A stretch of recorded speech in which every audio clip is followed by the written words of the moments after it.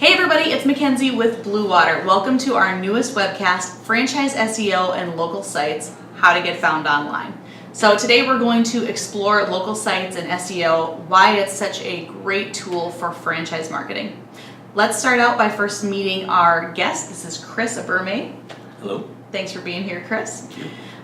So Chris is a digital marketing expert. He's been in the search marketing and SEO industry for over 16 years, working with brands like 3M, Microsoft, General Mills, St. Jude Medical, and much more. All right, Chris, so most people know what a local site is, or some people use the term microsite, but from a franchise standpoint, really local sites are designed to convert traffic and leads into sales. So can you give me an example of somebody in the franchise space that is doing that well today?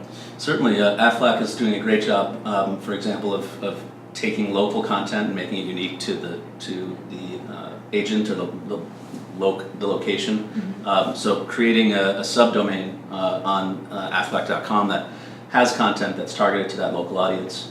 One thing that they could do a little better is tying that content back to a specific local social property like a Google Plus local page. Sure. Or making sure that they're really included in sites like Yelp and review sites like that. Mm-hmm. Perfect.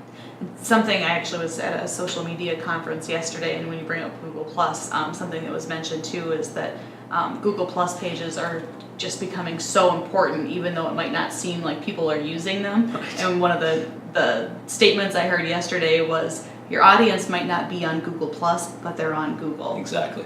So that's absolutely right. And Google loves Google. So if you want to perform well in SEO, it's usually a good idea to leverage Google's products. Mm-hmm. So it's a great point. Perfect. Okay. All right. So, Chris, according to the International Franchise Association, only about 66% of franchises will actually provide their franchisees or individual locations with local sites. Now, we see that a lot instead, sometimes corporate sites will just have a locator page on their website instead of having a specific local site for the franchisee. So if somebody doesn't have local sites and they're just using a locator page, what are they missing out on? Yeah, I don't think that's enough. I mean, they're possibly missing out on the fact that the local target audience may not even be aware that that particular destination or that particular location is there. Mm-hmm. If they're using a search engine to find that content, and they don't have local content, the people searching for them might not ever even know that they're only a mile away. Sure. And so it's really important to make sure that that they're leveraging more than just an application, a script that basically says, here are enter in your zip code and we'll tell you if there's something close by. Mm-hmm. It's definitely much more powerful to be proactive and say we have this content. We have this location and we have a destination. Mm-hmm. And just as a consumer, I find too that if I'm searching for a franchise location or a brand near me, I'm definitely much more likely to spend more time within the site and looking at the content if they've got a page versus just a listing of the location and the hours and that basic information. So it's safe to say that they're missing out on some more traffic time and potentially sales there as well? Absolutely, and usually, companies that just have a store locator don't understand that the benefits versus the relatively low cost of creating local content, because the value is pretty significant. It's really important to speak in the local voice of your target audience, especially in search, because they're one click away from your competition. And so having more content that's local and that's targeted to that audience is really going to help with site time, conversion rate, all of those KPIs that are going to be important to your business, mm-hmm. whatever they may be. So when somebody is searching for a specific type of business, like restaurants or maybe a burger joint someplace near them, that could be the difference in them going to one brand versus another. Absolutely. All right, great. All right, so we talked a little bit about the franchises that have the locators on their site. So let's flip to the other side that you recommended, franchises having actual local sites for each individual location. What are the benefits there? Yeah, huge benefits. I mean, in SEO or in marketing in general, it's really not about you. It's about your customer, and you need to have content that reflects that and that speaks to your customer. And so if you're a local business and you don't have content that's highly local, that speaks to your customer, that's really offering very little value to them. And it doesn't say a lot about what you can provide them with and what you can help them with. So the more local content that's targeted to their needs, that answers a question, that solves their problem, the better. And so, you know, a huge benefit is being able to speak in the voice of the target audience. And it starts, you know, success in SEO always starts with doing right by your customer first, which is providing them with a solution or fulfilling a need that they have. If you almost flip it around and say that if the goal of the content is to generate sales, you may start to think less about your customer and more about all about you. Sure. So if you start to think, we need to create this content so we can help our customer solve a problem, that's going to generate sales. And search engines are going to reflect that as well. Other benefits are, of course, branding and differentiating local content versus corporate content. Sure. Because the local voice of a franchise in Boston may be very, very different than the local voice of a franchise in Minneapolis. The messaging it needs to be consistent. The voice and the way that people search for content, you know, for your solution, may be quite different. Sure, and that makes a lot of sense. I mean, people invest in franchises because it's a proven brand and it's a strong model. But typically there are those opportunities then to differentiate their particular location or themselves as franchise owners. Right. So to be able to take that brand power but then have the balance to give people the opportunity to kind of stand out and be individualized in their community is pretty huge. Right? It is absolutely. Another example I'll use, and this is a real world example of a former client, a large CPG e-commerce company. The corporate, and this is not a franchise company, but it applies. The corporate lingo for one of their products that they sold a lot of was tissue paper, for bathroom tissue paper. Sure. And their customers do not call it tissue paper, they call it toilet paper. Uh-huh. So they were not ranking in search for toilet paper. They were doing great for tissue paper, which gets almost no searches unless you're a wholesaler or you're someone like my client looking for tissue paper. Right. But not their customers. So we showed them the value, and then we showed them how many people search for toilet paper versus tissue paper within their target audience, and we saw that it was 30, 40 times more people searching for the toilet paper at the time. And so we just changed everything. We changed the category names, we changed the messaging, the product names, and the content, and immediately they were now ranking and performing and selling more tissue paper in their words, but more toilet paper to their customers. Right, they kind of changed the strategy and thought about how their customers were searching. Exactly, and Instead that's of even how they were. right, which is even more important with local. Perfect, great stuff. All right, Chris, awesome. So let's dig just a little bit deeper, more into the idea of how local sites are an effective tool for SEO. Why are local sites so important for SEO? Yeah, and definitely everything that I said before, that's an SEO benefit. But it's really, it's about the user first. And if you have local content and you have local presence, or if you have a local presence, you need to have local content to solve that user first issue.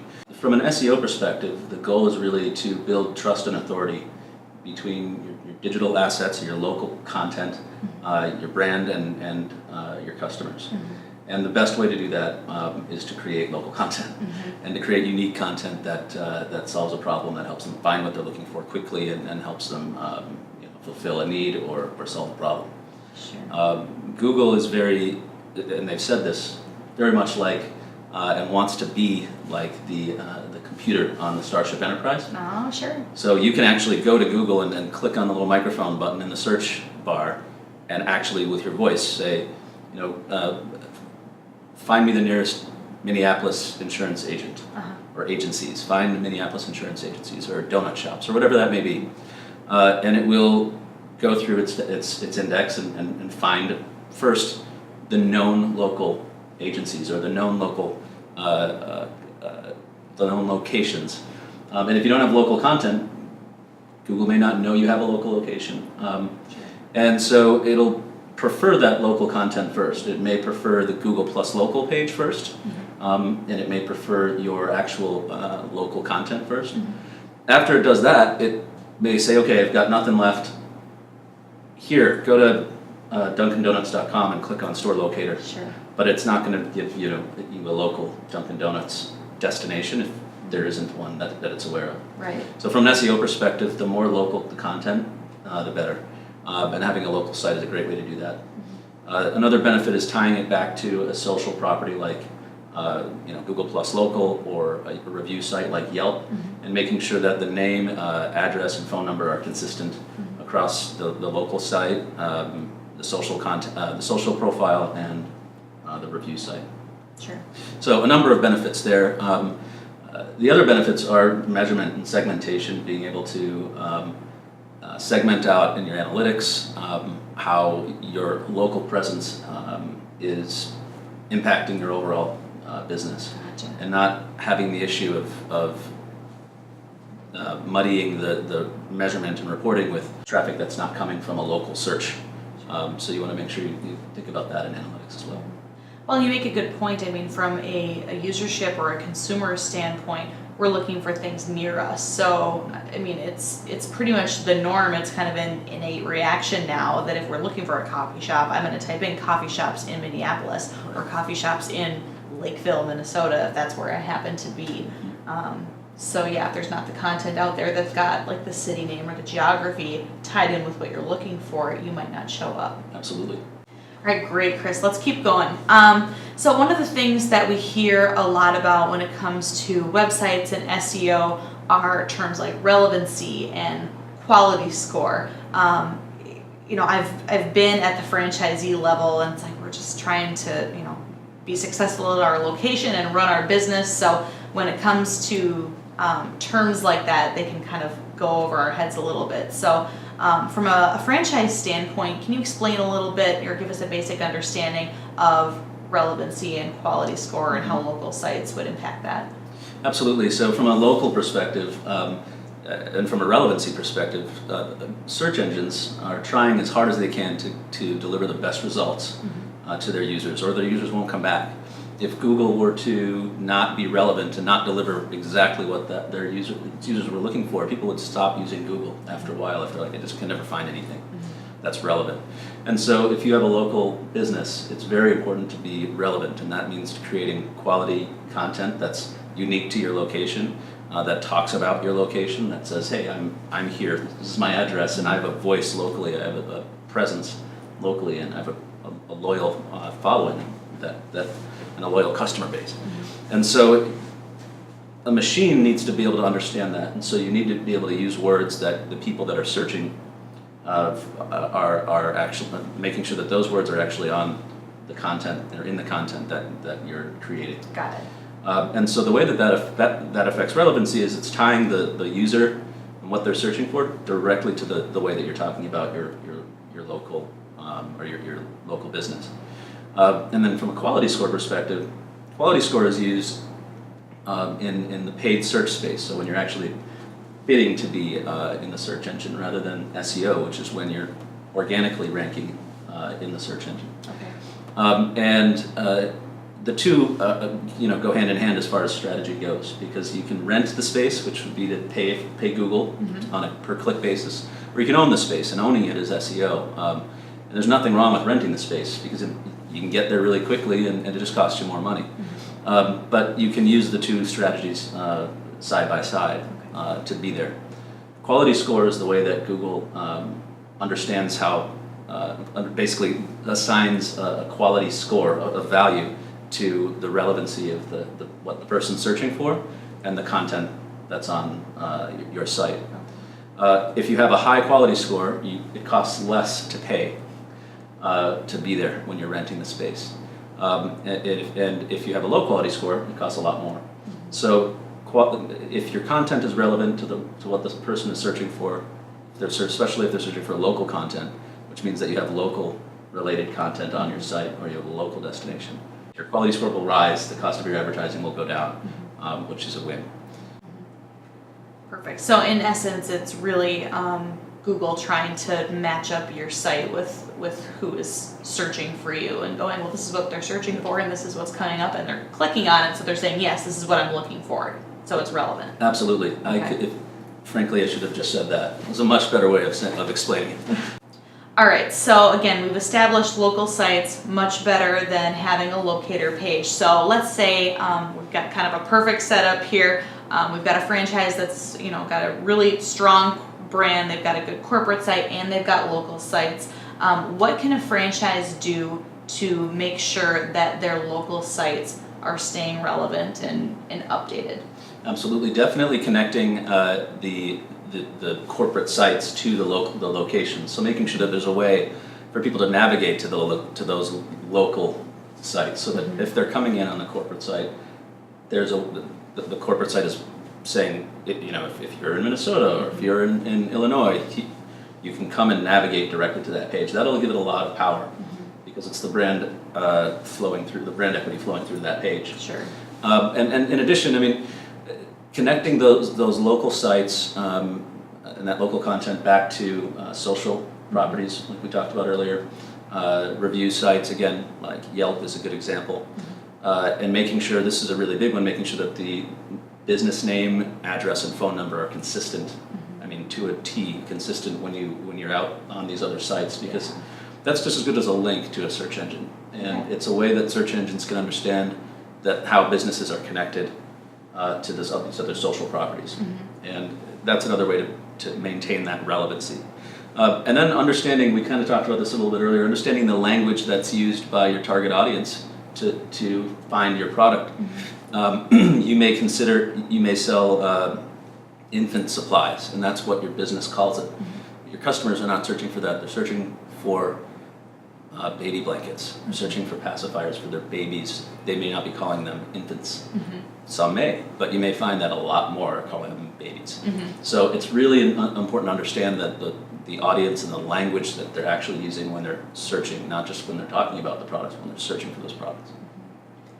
Perfect. So from a site structure standpoint, or kind of how the user searches, we'll just kind of work backwards here, so I'm understanding, and all the franchisors and franchisees watching are kind of getting it. Obviously, doing the keyword research and using the language that they're using. So they might, through some of those keywords, find the corporate site. And to clarify, we're not saying don't have a locator page. We're saying have your locator page show your locations that lead to the local sites and link through there, right? Absolutely. So I might search for a certain type of restaurant, find the corporate page, find the locator page that shows me locations near me that will link to a local site, which then also will show me Google Plus reviews, Yelp reviews, maybe some of my friends that have been there or checked in on their Facebook page. So it kind of all comes full circle. Absolutely. Perfect. Okay, I just want to make sure I'm getting it right. Yes. All right, great. So let's talk about the franchisee level here. So for franchisees out there that have these local sites, how can they help drive more traffic? I know you mentioned earlier, like, if you've got a local site, you can do things like, put it on billboards or include it in emails. How does that integration happen? How can they make that easier? Yeah, it's one piece is measurement. It's definitely making sure that you're looking at that you're segmenting out your local content. But you can integrate those sites and other channels, like your paid search channels, banner advertising or display, email marketing, direct mail, and if you integrate other marketing channels into your local sites, and your measurement is also segmented correctly, you'll be able to really begin to see what's more effective in one location versus another location. If you own multiple franchise locations, you'd be able to see what's working for one versus the other across town, for example. So it's really important to be able to integrate those other marketing channels so you can understand beyond SEO how that local content is performing. Another way that you can use the organic search or the SEO value or information is to look at your analytics tool and to say, how are people finding me?